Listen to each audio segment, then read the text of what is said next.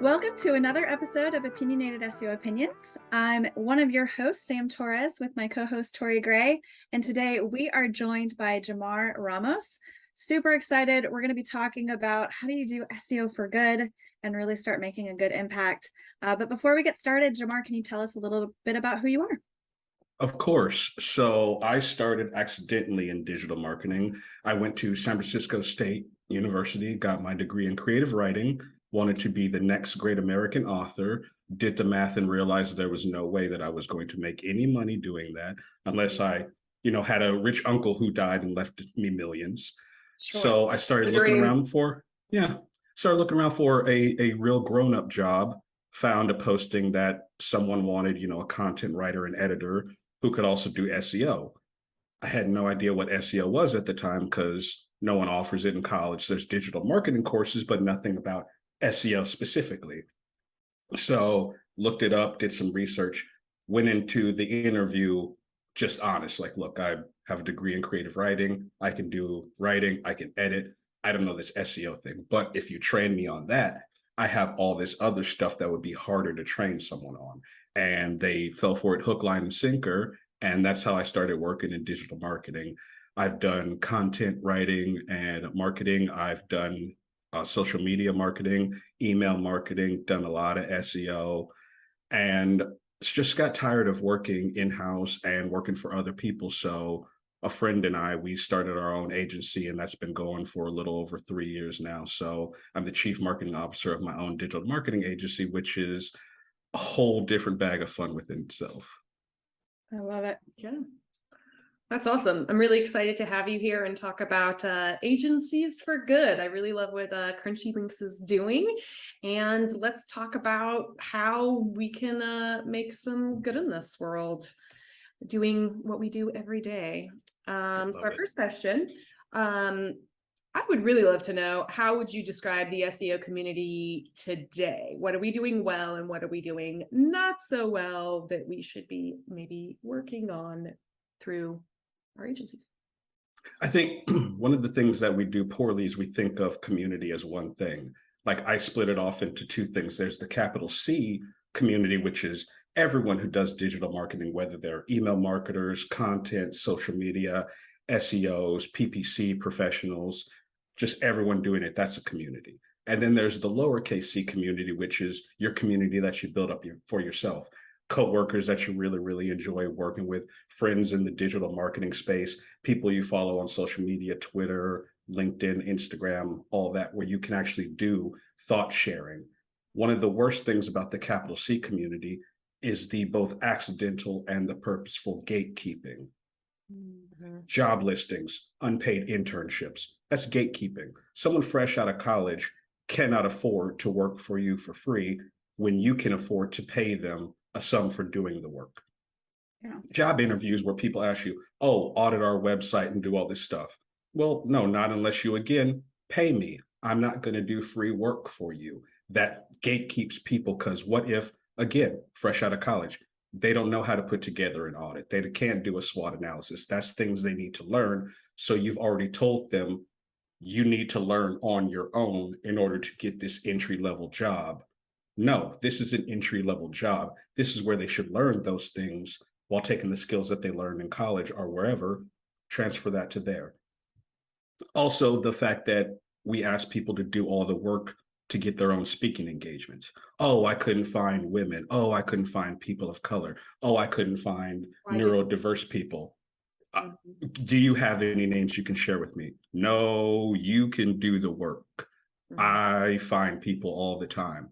I follow them. I ask for names. I get them. I go looking for that. You can go looking for that too. Or, oh, well, no one applied. Well, maybe look into the history of what happens to people who look like us when we apply. Ignored. Oh, we don't like your topic. Oh, we don't think you're going to bring enough people, so we can't pay you.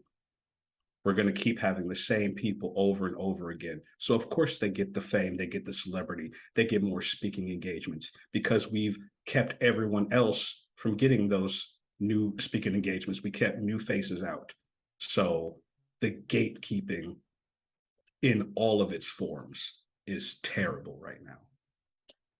Yeah. And one of those forms being just the commentary, there's maybe sometimes a fuzzy line between like constructive criticism and just being a jerk and making someone feel small and dumb for not knowing something, or maybe calling something the slightly wrong name, but then like attacking them. That's definitely something we see a lot. And part of the reason why Women in Tech SEO, I think, is such a standout community, because it has a culture of not putting up with that. Are there other places we're seeing that are, I guess, fighting the good fight against that you get to experience? Just basically individual people like yourselves, like even having me on, like it may seem a small thing, but this allows people who watch this, oh my God, I'm seeing faces who look like me. I'm seeing two powerful, strong women interviewing a powerful, strong Black man. This place is for me. These people look like me. They sound like me. They have the same everyday struggles as me. I can do this. Again, little small acts can compound. Yep. One small snowball rolled down a hill becomes a giant snowball with momentum and inertia. Totally. And I think we are seeing positive movement. We have people like Arij starting Women in Tech SEO. We have people like Chima starting the Federal Coalition for Developing Countries. Like it's almost like a new guard in SEO that I'm really excited to get to watch and participate in. And in my small way, like it feels like progress, even if it's not enough, even if it's, there's more work to be done, certainly, but at least it's not nothing. And there's less of the culture of, oh goodness, it was I watched a video of it was the German Tech SEO conference from a year ago, and it was so bad. Oh, is that the one where they were at like the beer fest? And Yes. yeah, It was the less said about that, the better. That's not a place that welcomes people like us. That's all I'm going to say about that. Like, my goodness, they did not care if there's people that look like us there. You would be welcome, but not in a capacity that you would want to be there seeing some of the video. No, there were not apparently, at least visually, women at that conference that weren't in a, beer fest lady beer delivery outfit. It was pretty gross. So another version of gatekeeping right there. Yes, for sure. So, I mean, at least we're not having that sort of obvious crap, at least that I'm aware of happening today. It still does. There was that SEO on the Beach conference that was a bunch of white bros. Because they couldn't invite the locals because they were afraid they'd get taxed or something when, yeah. Oh God, that's right. Yeah. That was a little ridiculous. But yeah, I agree. And the gatekeeping, I think it's also one of the reasons why we've seen even just the industry become stagnant, right? We're not really doing, I'd say as an industry, we're not really producing or innovating. That's the word I've been looking for. We're not innovating in the areas where the gatekeeping is happening, right? Like, honestly, when it comes to speaker events, some of the big ones who really only take the same names every time, like, it's like, what new things have really come out of those conferences?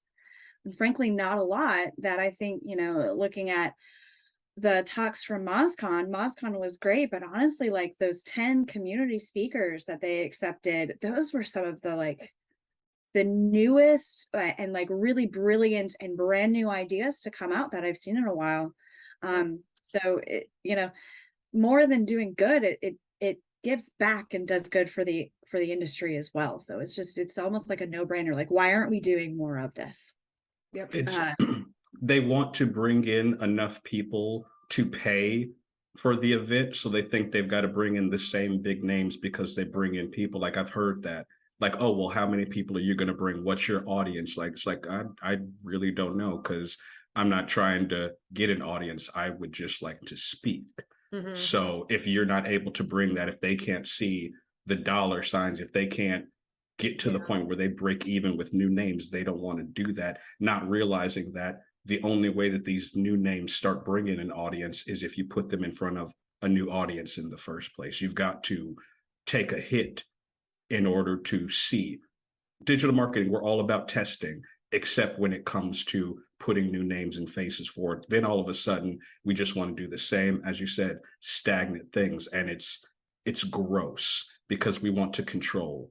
We want more power. We're afraid of obsolescence when there's a such thing as planned obsolescence. I know that I'm not long for the digital marketing world. So my job is not just to do things for clients, it's to kick down doors, break open windows, tear down the gates for the next set of people, to make sure that all the knowledge I have is passed on to them so they can stand on my shoulders and be bigger, better, and badder than I ever was, and not be scared of that fact, because it's going to happen anyway. I'm going to retire. I'm going to die. I'm not going to be here anymore.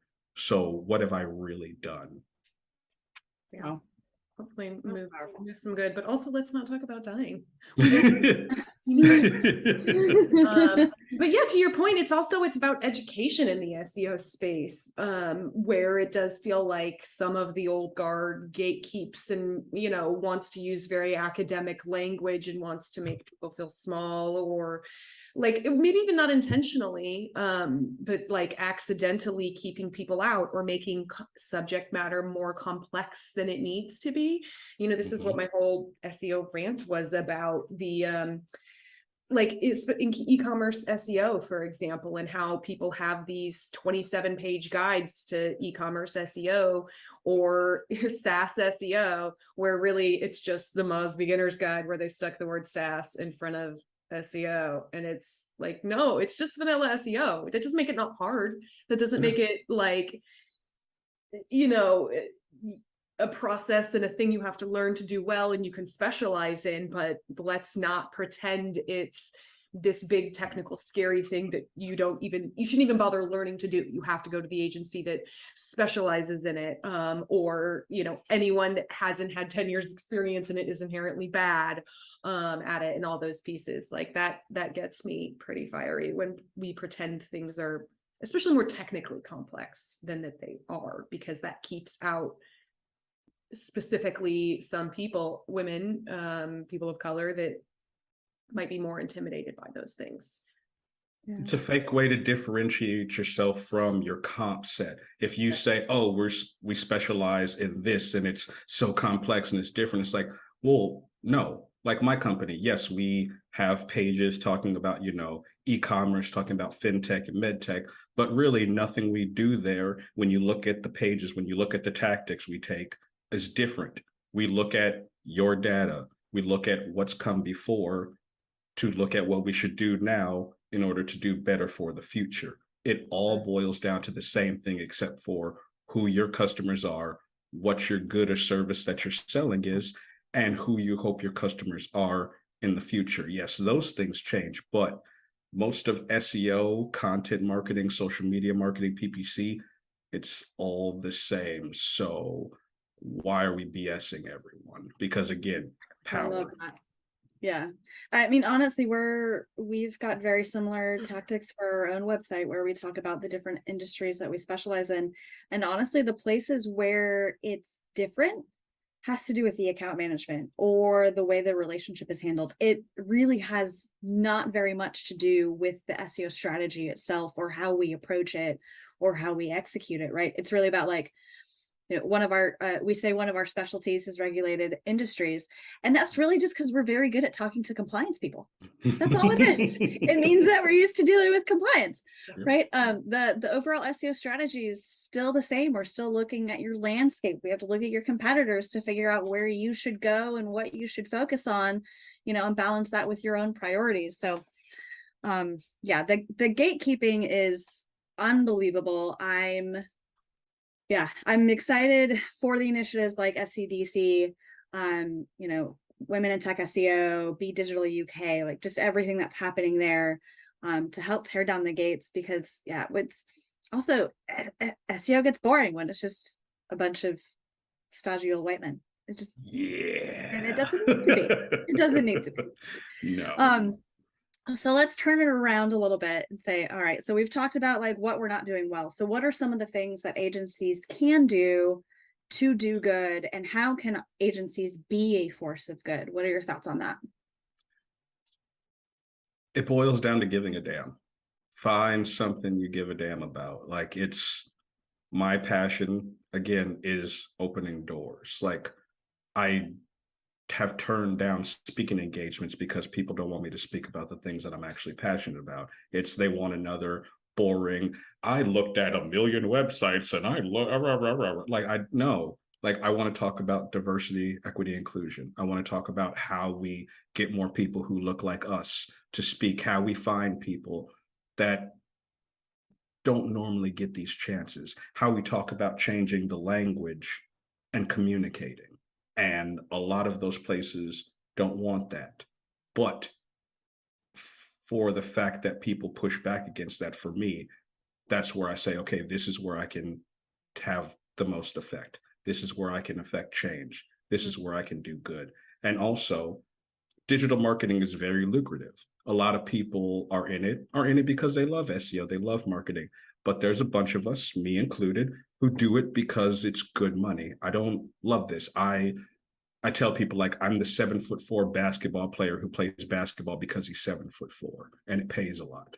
I don't love it. I just know how to dunk the ball really, really well. And people get mad at me. Oh, how do you not love this? I can give you a laundry list of reasons why I don't love this. But the money is great. It's allowed me to pay off my student loan debt.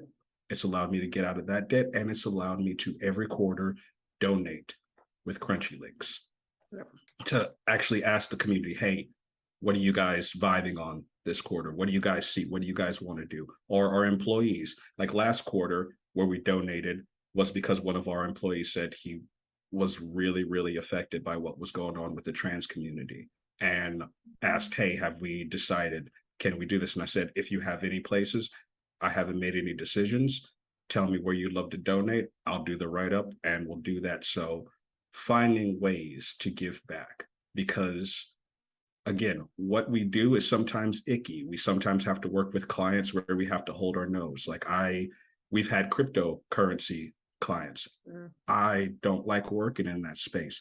I don't like working with a lot of those people, but I hold my nose because I look at what they're paying us and what that can turn into when I donate and say, okay, I can not wash my hands, but I can wash this money and make it do good. And maybe the bad and the blood is still on my hands a little bit, but I know that I've given and I've made better. So it makes it a little bit easier to sleep at night knowing that I changed something that I wasn't feeling really good about into something that I'm feeling really good about, that I can beat my chest and be proud about. Yeah, that's interesting. I think that's how we've kind of approached pharma clients, feeling kind of honestly icky about working in that space. Like, it depends on, the purpose of the drug, certainly. But taking that money and putting it towards some good is an interesting path there. And then there's certainly things that we just refuse to work in certain industries as well, because it's just too obviously bad. We will not work for, I don't know, Rayathon. Not that they're clamoring down our door, don't get me wrong.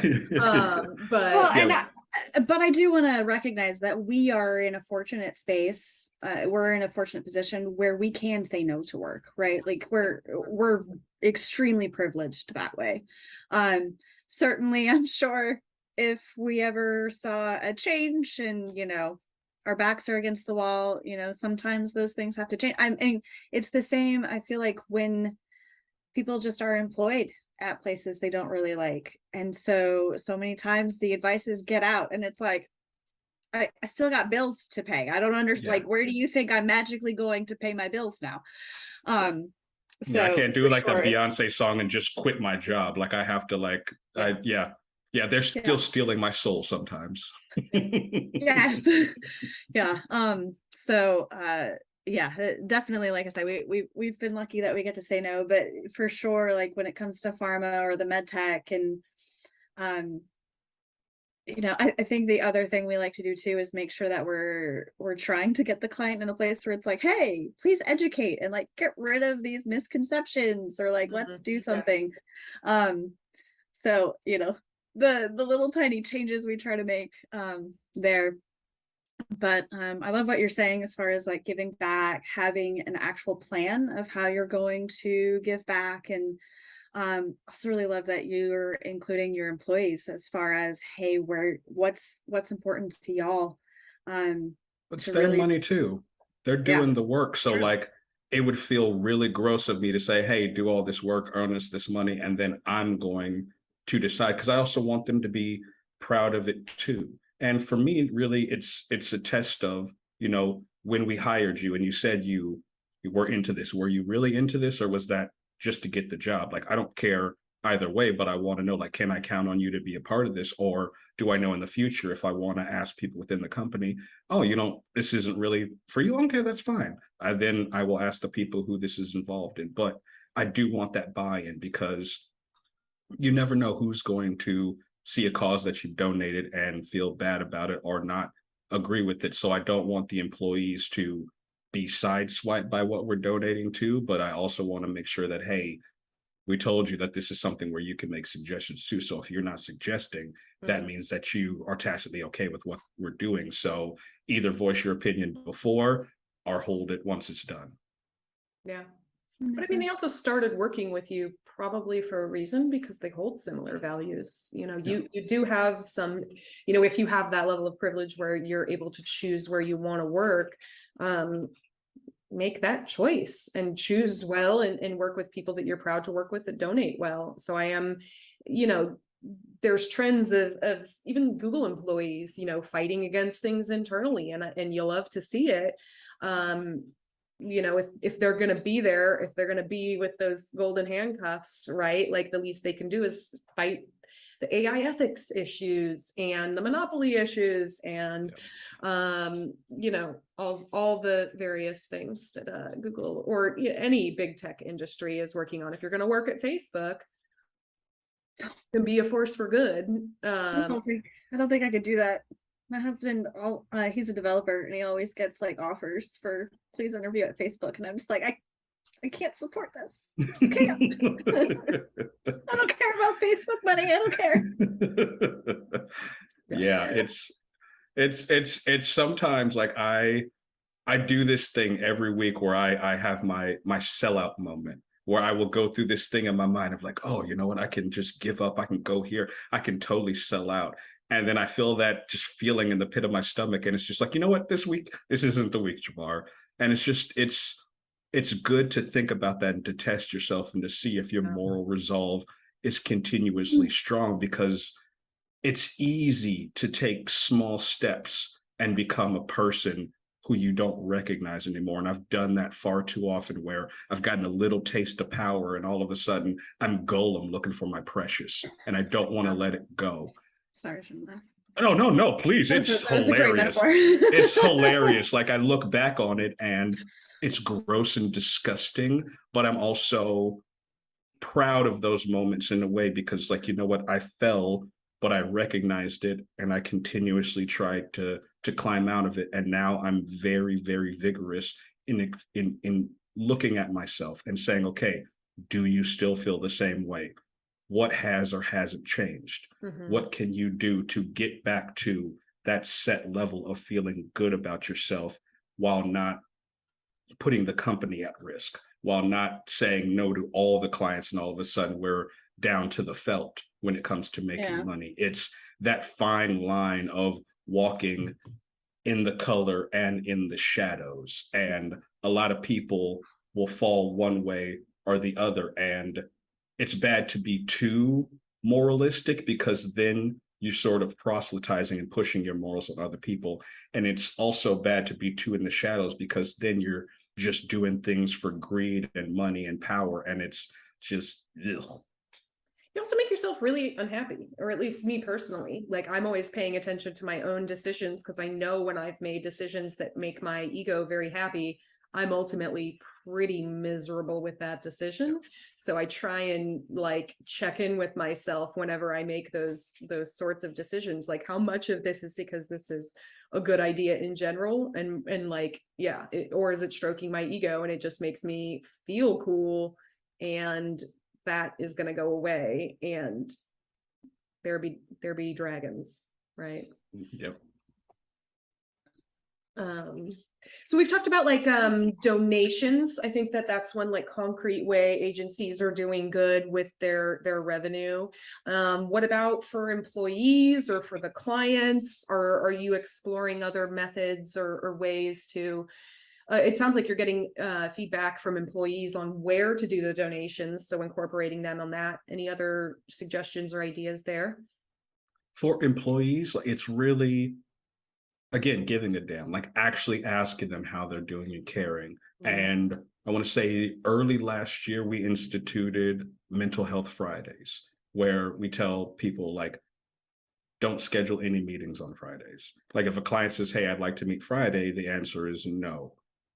We'd love for people even to not work that day, but some employees choose to, since they don't have meetings, do a little bit of work. But I want people to understand, like, there is a such thing as work-life balance. The work will be there unless the deadline is tomorrow. You don't have to worry about it. I don't even care if you work 8 hours per day. If you only have 2 hours worth of work on a day, get out. All I ask is that if it's not Friday, like, keep Slack open just in case, one of us has a question for you. But other than that, like, go enjoy. I'd rather you stare at the wall and watch your paint dry for 6 hours, as long as it means that you're going to feel mentally, physically, and emotionally healthy the rest of the week. I don't just need you Monday. I need you Tuesday, Wednesday, and Thursday as well. So I want to know what's getting in your way. What clients are taking up a whole bunch of time? Do we need to step in and say, hey, our scope of work says you get this. Don't harass people about this. If you have that question, forward it to one of us leaders. Like, we'll do that. We'll communicate that. Like, I don't want people to burn out. I've experienced burnout multiple times, and I know what it does, not only for the person who's experiencing it, but for the people around them, the people that are close to them.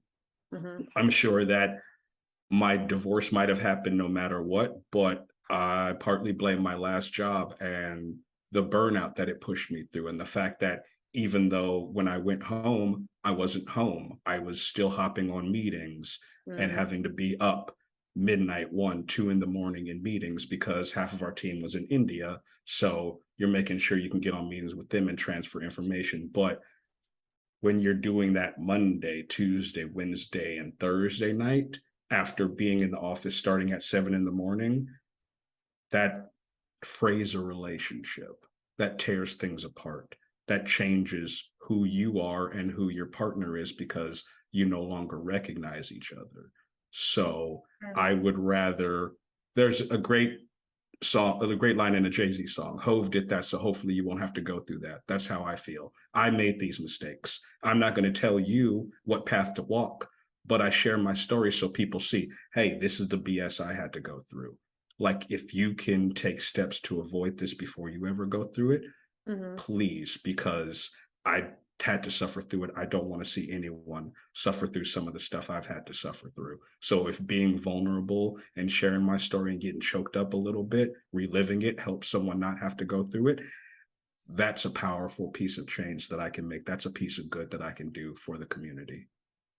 Yeah, Agree with that. Yeah, plus it just takes so dang long to get over. When I was burned out, I feel like it took me literally a year and a half to just calm down. It's hard, but yeah. So it's sounding like you're using your processes, your culture, your benefits, specifically for employees, but I'd also argue that that helps your end clients too. Employees that aren't burnt out are going to stick around. They're going to have more and better ideas for your clients. They're going to show up for your clients in ways that they couldn't before. Take pride in their work. Yeah, and we're also quick to fire clients. Like, I tell our employees, like, if the client is tacitly disrespectful to you, bring one of us on the call. Like, you don't have to eat it. Like, this isn't like, yeah, do we want the money? Of course, but there is respect to be given. Like, I'm very clear with clients when they sign with us. We don't work for you. We don't even work with you. We partner with you. We're your partners. We will treat you with respect. We will speak to you with dignity. We expect that returned to us in kind. And if it's not, you get a warning. Hey, come on. I thought we talked about this. Mhm. Do it a couple more times. It's like, you know what? That's why we have in our contracts, both sides can exercise a walk clause. Mhm. We'll take 30 days. The next 30 days, we'll finish up any of the work we have. We'll transfer all your data back over to you. And then you can go find another digital marketing agency to work with. Because again, like the money's good, but that's a way that we can protect our employees from getting burned out. Because sometimes people don't understand. They think this is the employee, this is the situation I walked into. I have to deal with it. No, boo-boo. You really don't. Yeah. That's gross. Like there's no reason for a client to ever speak to us with disrespect, because if we did it back to them, they'd want to cancel. They'd want to have a talk. They'd want to speak to my manager. And so if someone does that to one of my employees, I'm happy to speak to their manager and express my displeasure about it and tell them that they can go find someone else to work with, because we will not have that. Yep. Yeah, that the idea that the customer is always right is so antiquated and has been an excuse for abuse for decades. And it has no place. It's unacceptable. You know, I think it's so right of like, if you wouldn't talk to your friend that way, or you wouldn't talk to your mother that way, you don't need to talk to a coworker or a colleague that way either. Like it makes no sense. Yeah, I've worked at Tower Records. I've had CDs thrown at my face. So that's pretty much where I was just like, you know what? No, we're not, I don't care where I work and what you think about me. Like I'm a human being with dignity. Don't do that. So every time I have something with the client, it just reminds me of that moment, and it gets my hackles up, and it's just like, I don't want that for anyone. So if I can step in so that they don't have to do that for themselves, like some people, they just don't have the energy or the personality to stand up for themselves. And so it's like, that's our job to stand up for them, to step in and say, hey, we're the ones with power. Let me do that for you. You stay back in the cut while I do that. And if I can de-escalate the client and you still want to work with them, cool. If not, happy to cut them and we'll find 2 or 3 better clients for you. Exactly. Yeah. I love that. I love really that, honestly, what you're talking about, like how we do good for employees. It just sounds like it's all the things that really just make a good manager, and being a good culture and a support environment, and then recognizing that your employees are people, right? Everybody essentially signs off, goes home, whatever, and has their own life. And we need to respect that, and also understand that the job hopefully is not the priority or the most important piece of that, right? Like it shouldn't be. I mean, I love what you were saying about like, I love SEO, but let's be real, if I didn't have bills to pay, I wouldn't do this. Yeah. Right? Not I'd be painting Warhammer figures all day. Right. So I think it's just it's really just recognizing that, hey, sometimes like as a business owner, like, yes, I love the company that Tori and I run. You know, it is a priority for me because I own a piece of it. But for our team, it's not a priority, and that should be okay. And it needs to be okay. And I mean, some of the agencies I've been in, and, you know, most agencies are small. And so you're working directly with the owner. They almost get offended that you're not as into their baby as they are. And it's like, but this isn't mine. Like, why would I? So I think just having kind of that honest conversation with yourself of like, this isn't their priority, and it shouldn't be, if I want to get the best out of my team. And then also just, you know, like you said, just be that force of good, and be an example of a profitable business that's still healthy to work at. Yeah. And unfortunately, I feel like there's not a lot of those. No, and I'll tell you the truth. Like I own an equal share of this business with my 2 other partners, and this isn't my priority. Do I love it? Yes. Do I work hard at it? Yes. But I'm my number 1 priority. I come first. And if I'm not getting what I want, you best believe I'm going to pound the table and say, this is what I want. So I expect my employees to do the same. And if they don't feel that they can do the same, then we failed them. They haven't failed themselves. We failed them by not giving them the time, the opportunity, the power, the dignity to look us in the eye and say, hey, Jamar, you're overworking me a little bit. I need to switch some clients off my plate. I need to have a little bit more time. I need a week off. Okay, then that's my job to say, okay, how do we fix this? How do we go about changing this to make sure that they feel healthy? Like when I hire someone, I hire them forever, knowing that forever is not going to happen. So I'm going to train them up to both do the best that they can do within the company, and when they leave, that they do the best in their next company, because ego lets me want to do that. So when the next company sees them, like, oh wow, these guys at Crunchy Links, they really know how to train. They be really giving their people the good information. Like, I want that. Like, there was something on Twitter the other day about children and legacy. And children are great for people who have them. Love that for you. But people keep telling me that I need a child to leave a legacy. And it's like, I can leave a legacy without a child. I've got digital marketing children. I've got people in my DMs asking questions all the time that I help. Like, that's my legacy. Maybe no one will ever know, because I don't do that whole like, oh, so-and-so was in my DMs and I helped them with this. But that's the legacy I want to leave, because those people will remember, and then they'll pass it on to someone, and those people will remember the people who came before them. And secretly, that's part of my legacy. I don't need my name etched in stone. I don't need to be Shakespeare, where 400, 500, 600 years later, my writings are still down there. All I need to know is that I did the best for the people who asked me to do the best for them, do the best for the people who are working with me, who are working for me, who ask me questions, who are my clients. Like, do the best that I can. And as long as I can lay my head on the pillow at the end of the day and say, you know what, out of 10 things I did today, 3 of them worked well, 7 of them were failures. If you're a baseball player and you get on base 3 times out of every 10 times you're a Hall of Famer. If I can lay my head on that pillow and look at that, I'm a Hall of Famer, baby. That's my legacy. I love that. Love that. So good. That's a wonderful note to close out on. It is.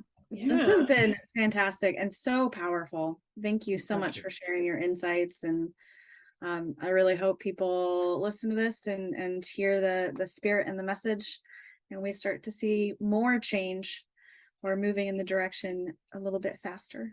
Yes. Thank you both for sharing your time and your platform. Like, a lot of people think that this is transactional in the way of the person who's coming on and the hosts get nothing and I get everything. But I want to say, like, this is super powerful that you guys would invite me on here, talk about something that doesn't have a lot of numbers and data and jargon and lingo in it. But again, these are the conversations that make change. These are the conversations that give people who don't feel that they have power, who have visibility, that power and the visibility to be able to say, again, I see 2 powerful women and a powerful Black man having a conversation about how digital marketing can do good. And we've just opened another door for them to figure out how they can be in this space and do the things that they want to do, not the things that other people, other gatekeepers are telling them they have to do to get in this space and be important in this space. You don't have to be vociferous on Twitter. You don't have to be on stage at MozCon or Brighton SEO. If you want to do those things, that's great too. There's a space for all of us.